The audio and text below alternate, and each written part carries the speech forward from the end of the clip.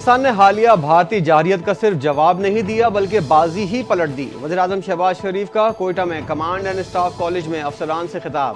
کہا دوست ممالک سے آنے والے مہمانوں کا خیر مقدم کرتے ہیں، آپ کی یہاں موجودگی ہمارے بہترین تعلقات کی عکاسی ہے۔ آج عام محاذ کے بجائے مختلف جہتوں میں صلاحیتوں کا امتحان ہے۔ پہلگام واقعے کی آڑ میں بھارتی اقدامات کا بھرپور دفاع کیا۔ پاک افواج نے بہترین خدمات انجام دیں۔ پاک فضائیہ نے تاریخی کارنامہ انجام دیتے ہوئے 7 ہائی ویلیو ٹارگٹ کو نشانہ بنایا۔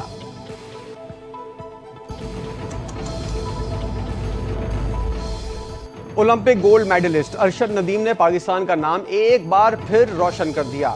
Arshad Nadeem Asian athletics champion بن گئے۔ ارشد ندیم نے ایک اور گولڈ میڈل جیت لیا۔ ارشد ندیم کی سب سے لمبی 5ویں تھرو 86.40 کی رہی۔ ارشد ندیم کی کامیابی پر آبائی علاقے میں جشن۔ فائنل مقابلے میں ارشد ندیم کی پہلی تھرو 75.64 اور دوسری تھرو 76.80 کی رہی۔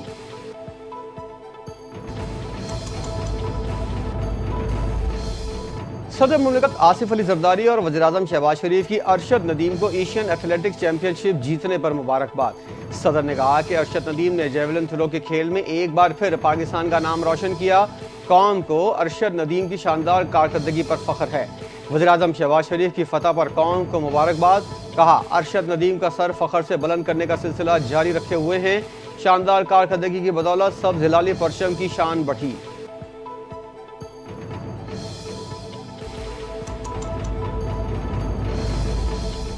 پاکستان تحریک انصاف کے بانی اور ان کی اہلیہ نے اڈیالہ جیل میں توشہ خانہ 2 کیس کی سماعت کے دوران احتجاجاً کمرہ عدالت آنے سے انکار کر دیا۔ کہا بانی پی ٹی آئی سے ملاقات نہیں کرائی، اس لیے نہیں آئیں گی۔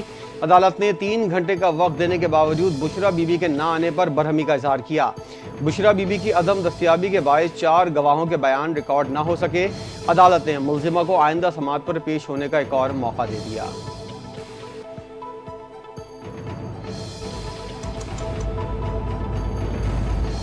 9 مئی احتجاج، تھانے پر حملے اور جلاؤ گھیراؤ کیس کا تفصیلی فیصلہ جاری۔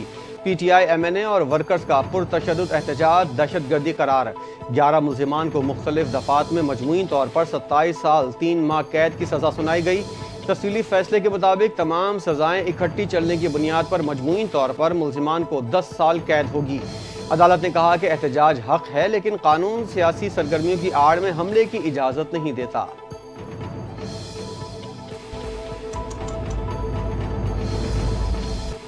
بھارت میں اسلام و فوبیا کے بڑھتے ہوئے واقعات پر پاکستان کا اظہار تشویش۔ پاکستان کا بھارت سے اقلیتوں سمیت تمام شہریوں کے تحفظ کو یقینی بنانے کا مطالبہ۔ ترجمان دفتر خارجہ نے کہا بھارت میں مسلمانوں کو نشانہ بنانے کی کارروائیاں انسانی حقوق کی سنگین خلاف ورزی ہیں۔ عالمی برادری بھارت میں مسلمانوں کے خلاف بڑھتی ہوئی انتہا پسندی کا نوٹس لے۔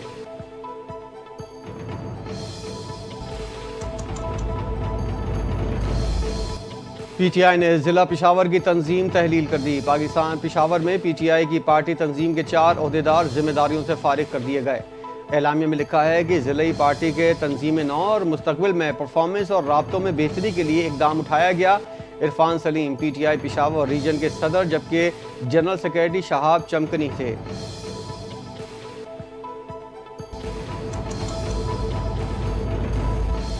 بھارت کے فالس فلیگ آپریشن مودی کے لیے گلے کی ہڈی بن گیا ہے۔ معرکہ حق میں پاک فوج نے شاندار کردار ادا کیا۔ 11 مئی کے بعد پاکستان دنیا کے نقشے پر ایک مضبوط ملک کے طور پر ابھرا۔ وفاقی وزیر امیر مقام کا تقریب سے خطاب۔ کہا قوم کے اتحاد نے دنیا کو اہم پیغام دیا۔ مودی کے خیالات اور مفروضات کو خاک میں ملا دیا۔ ملک کے کونے کونے میں پاکستان نے افواج پاکستان سے محبت کا اظہار کیا۔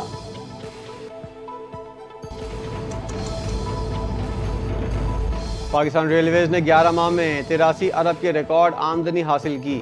مسافر ٹرینوں سے 42 ارب، مال گاڑیوں سے 29 ارب اور دیگر ذرائع سے 12 ارب کی آمدن حاصل ہوئی۔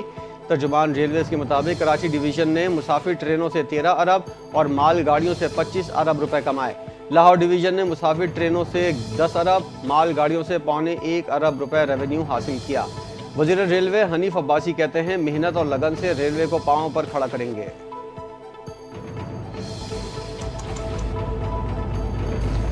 اور پختونخوا میں بارشوں کے دوران مختلف حادثات میں 10 افراد جاں بحق، 30 زخمی ہو گئے۔ پی ڈی ایم اے کی رپورٹ کے مطابق حالیہ بارشوں اور آندھی کی وجہ سے 34 گھروں کو نقصان پہنچا، 32 گھروں کو جزوی نقصان، 2 مکان منہدم ہو گئے۔ حادثات پشاور، مردان، سوابی، شانگلہ سمیت بالائی اضلاع میں ہوئے۔